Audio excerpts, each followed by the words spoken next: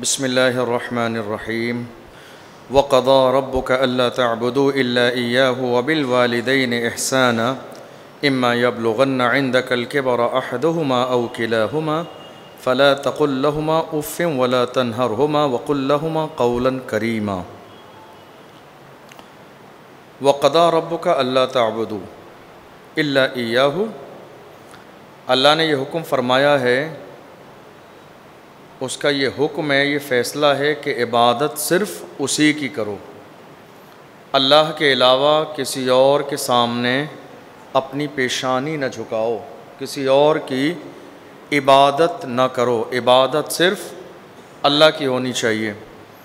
پھر فرمایا وَبِالْوَالِدَيْنِ إِحْسَانًا، اور والدین کے ساتھ بہترین سلوک کرو۔ کیا کرو؟ لڑائی نہیں کرنی ہے، جھگڑا نہیں کرنا ہے، والدین سے بٹوارا نہیں کرنا ہے، ان کی شان میں گستاخی نہیں کرنی ہے، ان کو دیے ہوئے پیسوں کا حساب نہیں لینا ہے۔ اللہ نے کیا فرمایا؟ وَبِالْوَالِدَيْنِ إِحْسَانًا، والدین کے ساتھ کیا کرو؟ بولو بھائی، آپ لوگ ادھر والے ہمیشہ کمزور رہتے ہو، آوازیں نہیں آتی میرے کانوں تک۔ والدین کے ساتھ اچھا سلوک کرو۔ اب وہ کیا ہوتا نا، کچھ لوگ سوچتے ہیں کہیں ایسا نہ ہو غلط جملہ نکل جائے، غلط جملہ نکل بھی جائے تو میں کون سا پولیس میں دے دوں گا آپ لوگوں کو؟ کوئی بات نہیں، اصلاح ہو جائے گی۔ جو مطلب غلط نکلتا ہو تو وہ نکال دینا چاہیے تاکہ اصلاح ہو جائے، اس کی چھپا کے نہیں رکھنا چاہیے، سمجھ رہے ہیں؟ تو اللہ نے فرمایا وَبِالْوَالِدَيْنِ إِحْسَانًا، والدین کے ساتھ اچھا سلوک کرو، سمجھ رہے ہیں آپ؟ اب آپ دیکھیے والدین کی شان، محققین نے، مفسرین نے بیان فرمایا کہ جسٹ اس جملے سے پہلے ذکر ہے اللہ کا، کہ اللہ ہی کی عبادت کرو۔ کیوں؟ کیونکہ اس نے سارے تمہارے اوپر احسان فرمائے ہیں، اور اللہ نے اپنے ذکر کے بعد کس کا ذکر کیا؟ والدین کا۔ پہلے کہا عبادت صرف میری، پیشانی جھکانا ہے صرف میرے سامنے، اور اس کے بعد جب حسن سلوک کی بات آئی تو اللہ نے اپنے بعد فوراً ذکر کس کا کیا؟ والدین کا۔ علماء فرماتے ہیں یہ والدین کی عظمت بلند ہونے کی سب سے بڑی دلیل ہے کہ اللہ نے اپنے ذکر کے بعد والدین کا ذکر کیا ہے۔ سمجھ رہے ہیں آپ؟ اللہ نے اپنے ذکر کے بعد کیا کیا؟ والدین کا ذکر کیا۔ وَبِالْوَالِدَيْنِ إِحْسَانًا، والدین کے ساتھ بہترین سلوک کرو۔ اب بہترین سلوک کیا ہے؟ ہمارے اور آپ کی زندگی میں بہت سارے رشتے ہیں بھائی ملک صاحب، ہماری آپ کی زندگی میں بہت سارے رشتے ہیں، تو سب کے ہمارے اوپر حقوق ہیں۔ والد کا حق، بھائی کا حق، بہن کا حق، پڑوسی کا حق، رشتہ داروں کا حق، سب کے حقوق ہمارے اوپر ہیں۔ ماں کا حق کیا ہے؟ ایک صحابی حضور کی بارگاہ میں آئے، کہا من احق الناس بحسن صحبتی، یا رسول اللہ میرے بہترین حسن سلوک کا سب سے زیادہ حقدار کون ہے؟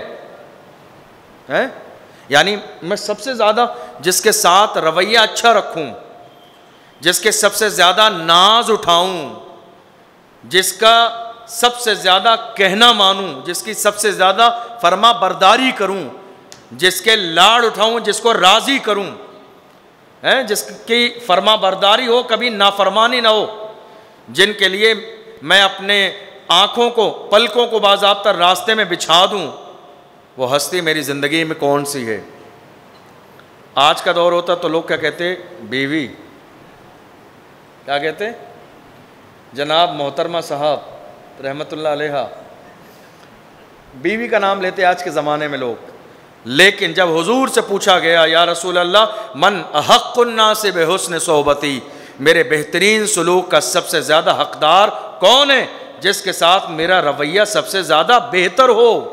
حضور نے فرمایا امک، تیری ماں۔ کیا کہا؟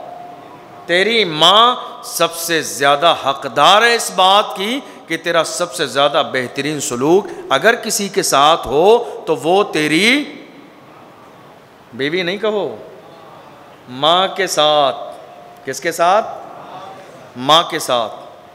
آج کے زمانے میں بہت سارے لڑکیوں والے کیا کہتے ہیں، نہیں صحیح ہماری لڑکی کا خیال نہیں رکھنا تھا تو لے کر ہی کیوں گئے. ان کو یہ حدیث سنائیے کہ اللہ کے رسول سے پوچھا گیا ہماری زندگی میں، ایک بیٹے کی زندگی میں، ایک مرد کی زندگی میں پہلا درجہ کس کا ہے؟ تو حضور نے باپ کو بھی نہیں کہا. بیوی تو بہت بعد میں آنے والی ہے، 25-30 سال کے بعد. جس باپ کو جنت کا دروازہ کہا گیا اس باپ کا بھی نام حضور نے پہلے نہیں لیا کہ سب سے زیادہ بہترین سلوک کا حقدار کون ہے. حضور نے فرمایا امک، تیری ماں. اس نے کہا یا رسول اللہ اس کے بعد دوسرے نمبر پہ؟ اس کے ذہن میں تھا شاید حضور دوسرے نمبر پہ والد کا نام لیں گے. کہا یا رسول اللہ پھر؟ حضور نے فرمایا دوسری بار امک، پھر بھی تیری ماں. دوسرا درجہ بھی تیری ماں کا ہی ہے. پھر تیسری بار کہا، پھر حضور نے تیسری بار بھی فرمایا امک، تیری ماں. چوتھی بار اس نے کہا یا رسول اللہ پھر؟ حضور نے فرمایا ابو کا. 3 درجے ماں کے ہیں، 1 درجہ باپ کا ہے. پھر تیرے والد. اس کی وجہ یہ ہے کہ ماں پیدائش کے وقت میں جو تکلیف اٹھاتی ہے باپ اسے پوری زندگی میں کبھی محسوس بھی نہیں کر سکتا. باپ کیسے محسوس کرے گا؟ کیونکہ بچہ تو ماں کے پیٹ میں ہوتا ہے نا، 9 مہینے تکلیف بہت اٹھاتی ہے. جب ایک عورت کو حمل ہوتا ہے تو حمل کے دنوں میں بہت ساری چیزیں کھانا بند، لیٹنے میں تکلیف، کروٹ لینے میں تکلیف، اٹھنے میں تکلیف، چلنے میں تکلیف، سفر کرنے میں تکلیف، شادی بیاہ میں جانے میں تکلیف. 9 مہینے تک ایسی ایسی تکلیفیں جس کا دنیا کے اندر کوئی انسان اندازہ نہیں لگا سکتا سوائے ماں کے. اور بچہ پیٹ کے اندر جب 3-4 مہینے کے بعد اس میں روح ڈال دی جاتی ہے تو بچہ جب حرکت کرنے لگتا ہے نا، اگر اس کا پیر ذرا سا ہل جائے پھر جا کے ماں سے پوچھو اس کو تکلیف کتنی ہوتی ہے. ہم ڈاکٹر کے دکھانے لے کے جاتے ہیں، سمجھ رہے ہیں آپ؟ ڈاکٹر باضابطہ اس کو سب دیکھتا ہے، علاج کرتا ہے، دوائی دیتا ہے. پھر ایک ساتھ بچے کے بھی علاج ہوتا ہے، ماں کا بھی علاج ہوتا ہے. یہ 9 مہینے کیسے گزرتے ہیں؟ اور جو اس کے بعد سب سے زیادہ خطرناک دشوار وقت آتا ہے پیدائش کا. کتنی عورتیں، کتنی مائیں پیدائش کے وقت میں انتقال کر جاتی ہیں، ہے یا نہیں ہے؟ کتنی مائیں ایسی ہیں پیدائش کے وقت میں انتقال کر جاتی ہیں. کتنے ڈاکٹر ایسے ہیں جو کہتے ہیں 2 میں سے کسی ایک کو ہی بچا سکتے ہیں، آپ بتا دیجئے. عام طور پر ایک سمجھدار انسان کہتا ہے نہیں بچہ تو اللہ پھر بھی دے دے گا، مجھے میری بیوی چاہیے. اور کوئی ہڑا جلاؤ بہت پرانا کہتا نہیں بھائی بچہ چاہیے. مطلب اس کا سمجھیں آپ کہ نہیں صاحب جناب محترمہ تشریف لے جائیں تو لے جائیں، بچہ مل جائے. پریشان ہوگا کوئی دل جلا انسان جو ہے جس کو زیادہ ہی پریشان کیا ہو، سمجھ رہے ہیں آپ. لیکن بہرحال ماں کا مقام آپ اندازہ نہیں لگا سکتے کتنا بڑا. اسی لیے اللہ کے محبوب نے فرمایا وَبِالْوَالِدَيْنِ، اللہ نے قرآن میں کہا وَبِالْوَالِدَيْنِ احسانا، والدین کے ساتھ حسن سلوک کرو. آپ کیسے کریں گے حسن سلوک؟ آپ نمبر 1 گھر میں جائیے تو سلام کیجیے، قریب جائیے تو ہاتھ چومیے. نمبر 3 ان کے سامنے ذرا سا سر نیچے کیجیے تاکہ وہ ہاتھ رکھ دیں. پیر صاحب سے زیادہ برکت والا ہاتھ ماں کا ہاتھ ہے، سمجھ رہے ہیں آپ؟ حضرت سے امام صاحب سے زیادہ قبول ہونے والی دعا گھر میں والدین کی ہے یا نہیں ہے؟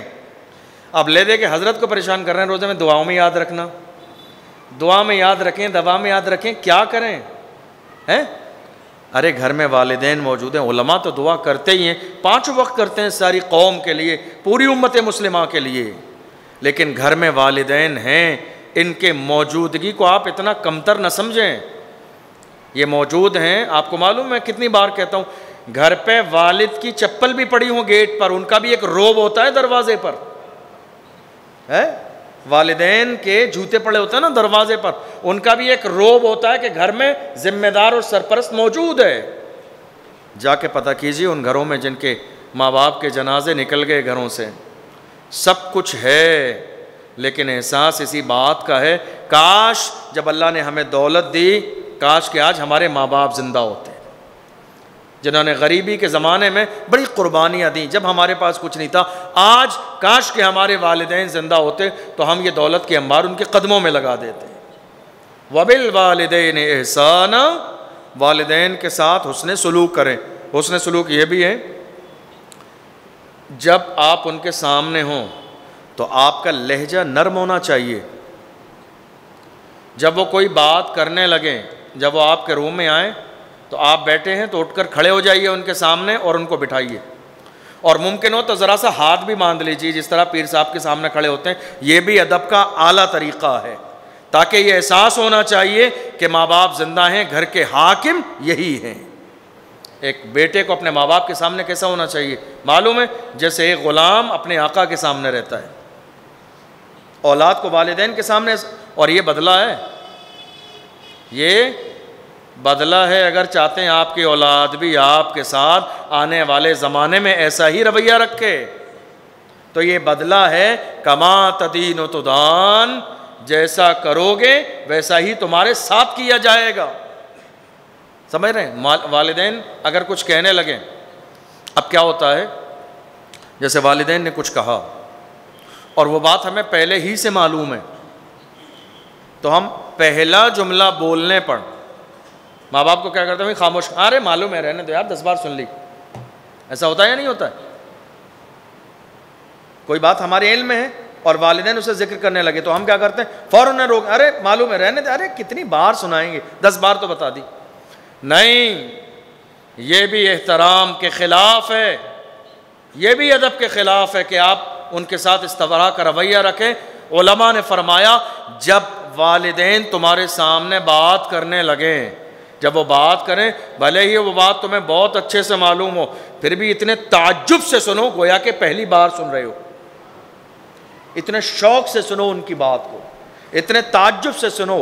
اور بیچ میں گفتگو کرنے کے درمیان جو جملے کہیں جی ہاں اچھا، جو جملے بولے جاتے ہیں عادتاً وہ جملے بھی بولو تاکہ والدین کو یہ احساس ہو جائے کہ نہیں میرے بیٹے کو یہ بات معلوم نہیں تھی، میں نے بتائی.